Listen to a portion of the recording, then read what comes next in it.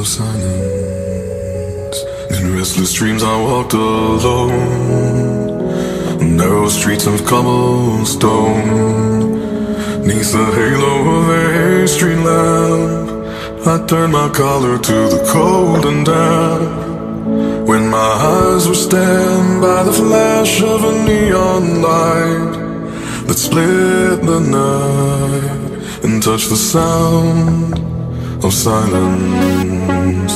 And in the naked light I saw